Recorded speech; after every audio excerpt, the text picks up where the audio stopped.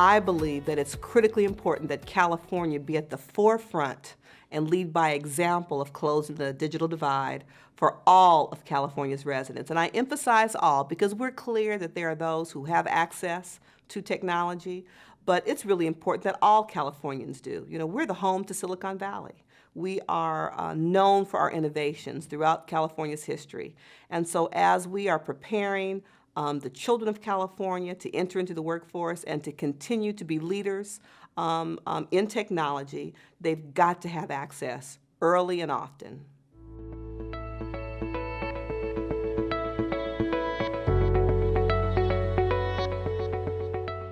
I think a lot of the challenges to closing the digital divide is recognizing that technology and innovation is moving at light speed, and government is inherently slow.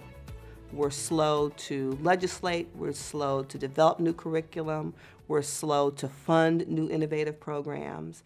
And it really is kind of a fundamental civil rights issue of our current times. It's closing the gap between the haves and the have-nots. And we have struggled with educational equity in this country for decades. And this is the last area where we have got to be thoughtful and mindful and invest in all of California's children.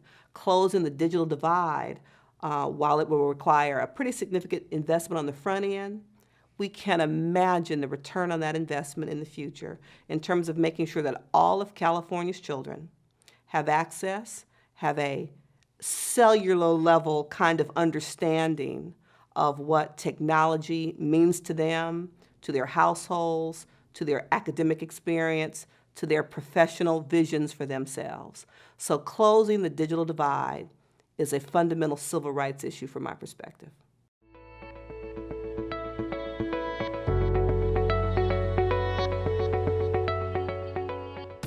Well, you know, supporting my fellow legislative sister, Sonny McPeak, and the California Emerging Technology Fund is one way. But, you know, this partnership kind of between private sector, public sector, nonprofit sector, it's not an issue that one sector can solve by itself.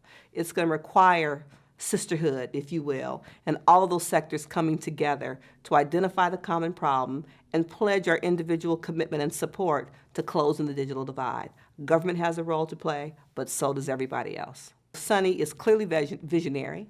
She understood this issue 10 years ago and created the fund that has brought, you know, hundreds of thousands of dollars to the table towards a solution. And so I tip my hat, congratulate Sonny and the fund in their 10th anniversary, and ask them to not rest on their laurels, but to keep on giving and to keep on holding public and private sector entities accountable to joining them in this fight, a critical fight to close the digital divide. So I want to congratulate the fund and Sonny for her visionary leadership, that 10 years ago they fundamentally understood the danger of not addressing this critical public policy issue, this critical civil rights issue, this critical educational equity issue, this critical access issue.